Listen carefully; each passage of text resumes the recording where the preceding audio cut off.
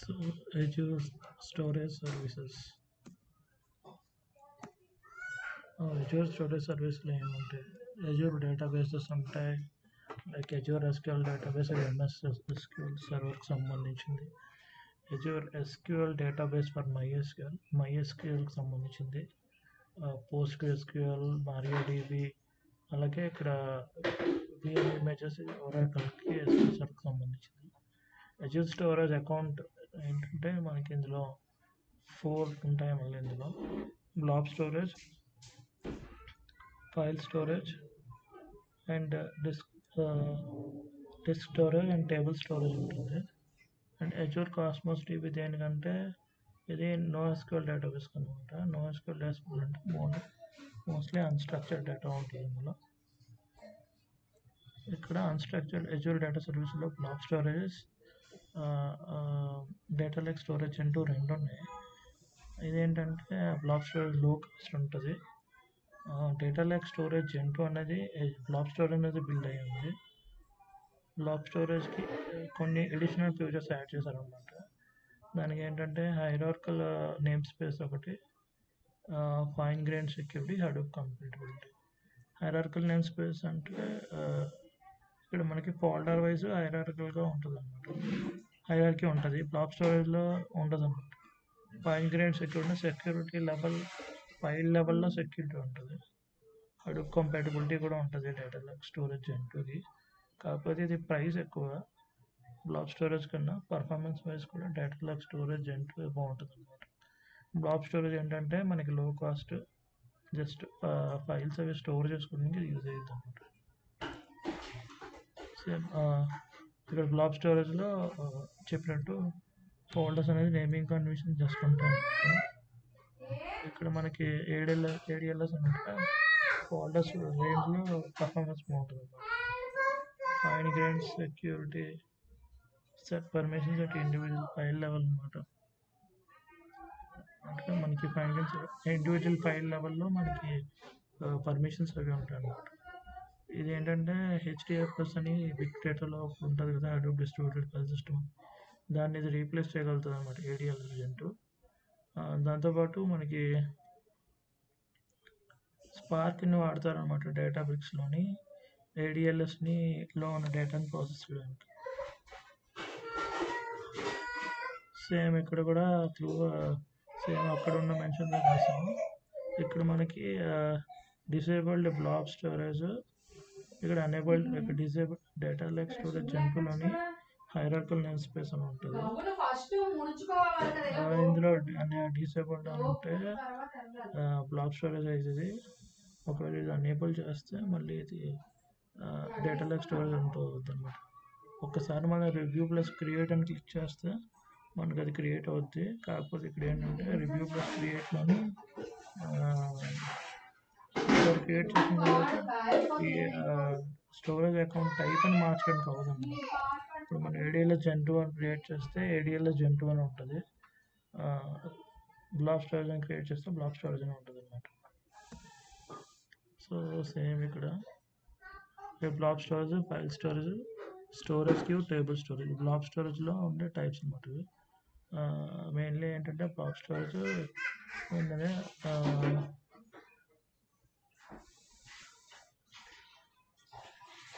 మనకి సర్వింగ్, మనకి ఇమేజెస్ని, డాక్యుమెంట్స్ని సర్వ్ చేయడానికి, తర్వాత మనకి మెయిన్ ఏంటంటే ఇది బ్యాకప్ అండ్ రీస్టోర్ పర్పస్కి అనమాట. మెయిన్గా బ్లాబ్ స్టోరేజ్ అనేది వాడేది బ్యాకప్ అనమాట. దీంట్లో వీడియో ఫైల్స్, ఆడియో ఫైల్స్, ఇంకా తర్వాత మిగతా అన్స్ట్రక్చర్ డేటా ఎక్కువ మనం పెట్టుకోవచ్చు. ఇందులో బ్లాబ్ స్టోరేజ్ యాక్సెస్ టైప్స్లో మళ్ళీ 3 రకాలు ఉంటాయి అన్నమాట. ఇది ఏంటంటే హాట్, కోల్, ఆర్చివ్. హాట్ ఏంటంటే మనకి ఎక్కువగా మనం ఫ్రీక్వెంట్గా యూజ్ చేస్తే హాట్ సెలెక్ట్ చేసుకోవాలి. కూల్ అనేది మనం ఎక్కువ అమౌంట్ ఆఫ్ డేటాని ఇందులో స్టోర్ చేసుకోవచ్చు.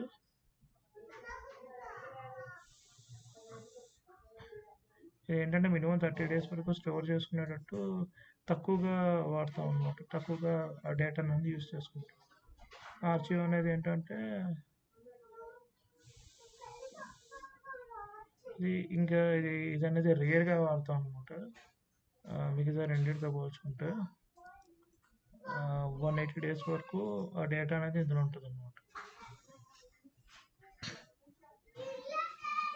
లిప్టన్ షిప్లో ఫైల్ స్టోరేజ్ అనేది అవుతుంది, బ్లాబ్ స్టోరేజ్ అని అవ్వదు అనమాట.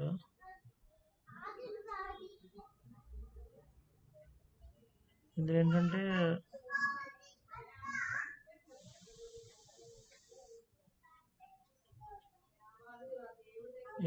ఫైల్ షేర్ కానీ క్లౌడ్లో ఉన్న ఫైల్ షేర్ చేసుకోవడానికి కానీ ఆన్ ప్రైమ్ డిప్లాయ్ చేయడానికి కానీ ఇది యూస్ చేస్తాం అనమాట. ఇది ఏంటంటే లిఫ్ట్ అండ్ షిఫ్ట్ ఆప్షన్ అయితే ఫైల్ స్టోరేజ్కి ఉంది, బ్లాబ్ స్టోరేజ్కి లేదనమాట. బ్లాబ్ స్టోరేజ్లో మనం క్లౌడ్లో ఉన్న ఫైల్స్ని షేర్ చేయడానికి అవ్వదు, ఆన్ ప్రైమ్ డిప్లాయ్మెంట్స్ కూడా అవ్వవు అనమాట. సో అందుకని ఇక్కడ నో ఉంది, ఇక్కడ ఇస్తుంది ఫైల్ స్టోరేజ్లో అవుతుంది కాబట్టి. స్టోరేజ్ క్యూ ఏంటంటే అప్లికేషన్ కాంపోనెంట్స్ మధ్యలో మనం మెసేజ్ని స్టోర్ చేసుకోవచ్చు అనమాట. ఇది టేబుల్ స్టోరేజ్ అనేది NoSQL స్టోర్ ఇది స్ట్రక్చర్ డేటాని టేబుల్ ఫార్మాట్లో ఉన్న డేటాని స్టోర్ చేసుకోవడానికి ఇది పనికొస్తుంది అనమాట.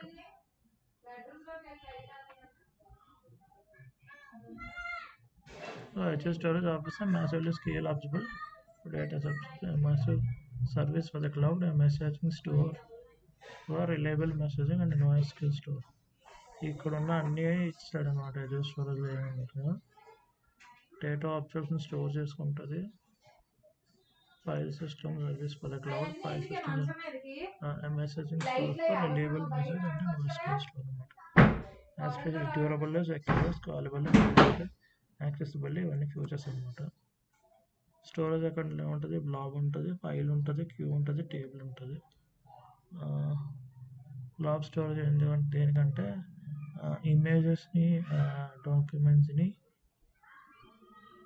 సర్వ్ చేయడానికి. ఇందాక మనం చెప్పింది సేమ్, మెయిన్ అయితే ఇది బ్యాకప్ అండ్ రీస్టోర్, తర్వాత రికవరీ అండ్ ఆర్చీవింగ్. అంటే ఇందులో ఒక ప్లేస్ మన లొకేషన్ ఆప్షన్లోనే మనం 2-3 పెట్టుకోవచ్చు అనమాట. డిజాస్టర్ అయినప్పుడు మనం అది వాడచ్చు.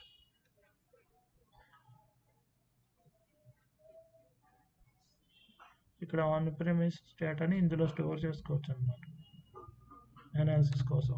అది కూడా వాడతారు దీన్ని. బ్లాబ్ స్టోరేజ్ కంటెంట్ ఇది ఇందాక చెప్పేసాం.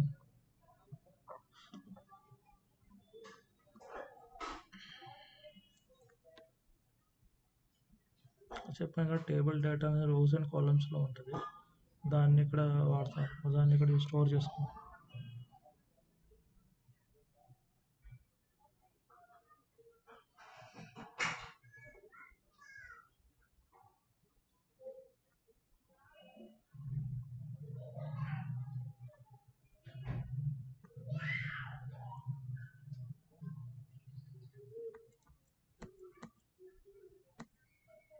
ఇప్పుడు మనం స్టోరేజ్ అకౌంట్ ఎట్లా క్రియేట్ చేసుకోవాలనేది డీటెయిల్గా చెప్తున్నాం. దాంతోపాటు ఫైల్ సిస్టమ్ కూడా ఎట్లా క్రియేట్ చేసుకోవాలి. ఫస్ట్ మనం ఓపెన్ అవ్వగానే స్క్రీన్ మీద ఇక్కడ లెఫ్ట్ ఐకాన్ ఉంటుంది కదా, ఇక్కడ పాయింటర్ చూపిస్తుంది కదా, అక్కడికి వెళ్ళి స్టోరేజ్ అకౌంట్ మీద క్లిక్ చేయాలి. స్టోరేజ్ అకౌంట్ మీద క్లిక్ చేసిన తర్వాత మనకి ఇలా ఓపెన్ అవుతుంది. అప్పుడు ఇక్కడ యాడ్ క్లిక్ చేయాలి. యాడ్ అనేది ఒకసారి కదనమాట, ఇంకా నెక్స్ట్ స్క్రీన్స్ వస్తే ఈ స్క్రీన్ వచ్చే వరకు యాడ్ క్లిక్ చేస్తూ ఉండాలి. తర్వాత ఇక్కడ మనకి ఫస్ట్ ఆఫ్ ఆల్ మనకి రిసోర్స్ కూడా క్రియేట్ చేయాలంటే సబ్స్క్రిప్షన్ ఉండాలి. సో సబ్స్క్రిప్షన్ క్రియేట్ చేసిన తర్వాత మనకి నువ్వు కొత్త రీసెర్చ్ గ్రూప్ అనేది క్రియేట్ చేయొచ్చు, లేదంటే ఉన్నది వాడుకోవచ్చు. స్టోరేజ్ అకౌంట్ నేమ్ కూడా యూనిక్గా ఉండాలి. రిసోర్స్ గ్రూప్ అకౌంట్ కూడా రిసోర్స్ గ్రూప్ నేమ్ కూడా యూనిక్గా ఉండాలి. తర్వాత మనకి అకౌంట్ కైండ్ అని ఉంది కదా, ఇక్కడ ఉంది అకౌంట్ కైండ్ అనేది. ఇక్కడ మనకి స్టోరేజ్ వీటు జనరల్ పర్పస్ వీటు ఉంది అనమాట. ఇక్కడ మనకి ఇక్కడ క్రియేట్ చేసుకున్నాం డేటా లైక్ Gen2 RG అని. ఇక్కడ క్రియేట్ న్యూ అని కొడితే కొత్తది క్రియేట్ చేసుకోవచ్చు. ఇక్కడ ఈ బటన్ క్లిక్ చేస్తే ఆల్రెడీ ఎగ్జిస్టింగ్ ఉన్న సెలెక్ట్ చేసుకోవచ్చు. ఇక్కడ స్టోరేజ్ అకౌంట్ నేమ్ రాయండి, యూనిక్గా ఉండాలి. మన లొకేషన్ ఏ దగ్గర అయితే అది ఇక్కడ ఉండాలి. పర్ఫార్మెన్స్ స్టాండర్డ్, ప్రీమియం అంటే స్టాండర్డ్, మిగతావన్నీ స్టోరేజ్ జెంటూ అనేది ఏడిఎల్ఎస్ జెంటూ అనమాట. ఇది V1 అనేది ఏడిఎల్ఎస్ జెన్ 1 అనమాట. ఇక్కడ ఏంటంటే మనకి హైరార్కల్ ఫోల్డర్ సిస్టమ్ ఉండదు, హైరార్కల్ స్టోరేజ్ సపోర్ట్ చేయదన్నమాట. అందుకని మనం ఇక్కడ V2 సెలెక్ట్ చేసుకోవాలి. తక్కువ అవ్వాలంటే V1 సెలెక్ట్ చేసుకోవచ్చు. ఇక్కడ రెప్లికేషన్ ఇంకా ఆప్షన్స్ అన్నీ అలా వదిలేయడమే. యాక్సెస్ టైర్ డిఫాల్ట్ హాట్ అంటే చెప్పాను కదా, ఇది ఫ్రీక్వెంట్గా వాడడానికి అనమాట. Next review plus create click చేయండి. ఇక్కడ ఉంది కదా, ఒక్కసారి ఈ హైరార్కల్ నేమ్ స్పేస్లో మనం ఇక్కడ ఎనేబుల్డ్ క్లిక్ చేసాం. ఇక్కడ మనకి హైరార్కల్ డేటా లేక్ స్టోరేజ్ జెన్2 దగ్గర హైరార్కల్ నేమ్ స్పేస్ ఉంది కదా, ఇది ఎనేబుల్డ్ అని క్లిక్ చేస్తే ఏమవుతుందంటే ఏడిఎల్ఎస్ జెన్2 అయిపోద్ది అనమాట. ఒకసారి ఇక్కడ రివ్యూ అండ్ క్రియేట్ కొట్టామంటే ఇంకా అది ఏడిఎల్ఎస్ జెన్2 కింద అవుతుంది అనమాట. బ్లాబ్ స్టోరేజ్ కింద మార్చడానికి అవ్వదు. సో ఇక్కడ సేమ్ ఇన్ఫర్మేషన్ అదే ఇచ్చాను. నెక్స్ట్ ఇలా వస్తుంది. మనం ఇప్పటిదాకా మనం క్రియేట్ చేసుకున్న ఇన్ఫర్మేషన్ వ్యాలిడేట్ చేసుకోవాలి. మీరు చెక్ చేసుకున్న తర్వాత క్రియేట్ క్లిక్ చేయండి. క్లిక్ చేసిన తర్వాత మనకి first your deployment is pending అని కానీ పెండింగ్ అన్నట్టు చూపిస్తుంది. తర్వాత కాసేపు అయితే యువర్ డిప్లాయ్మెంట్ ఇస్ కంప్లీట్ అని వస్తుంది. అంటే అక్కడ క్రియేట్ అయిపోయింది అనమాట storage account. So go to resource click చేస్తే మనకి నెక్స్ట్ ఈ పేజ్ ఓపెన్ అవుతుంది. ఇక్కడ మనకి ఇది స్టోరేజ్ అకౌంట్ అనమాట. ఇక్కడ మనకి కంటైనర్స్ క్లిక్ చేస్తే మనకి ఇలా ఓపెన్ అవుతుంది అనమాట. ఇది స్టోరేజ్ కంటైనర్స్ అనమాట. సో మనం ఇక్కడ ప్లస్ ఫైల్ సిస్టమ్ ఉంది కదా, అది క్లిక్ చేస్తుంటే you don't have file systems, click plus file systems to get started. File systems create చేయాలి. క్రియేట్ చేయాలంటే first add file system, data lake అని క్లిక్ చేస్తే డేటా లేక్ అని టైప్ చేసి ఓకే క్లిక్ చేస్తే మనకి ఇక్కడ ఫైల్ సిస్టమ్ అనేది ఓపెన్ అయింది. సో ఇది ఒక ఫోల్డర్ లాంటిది అనమాట.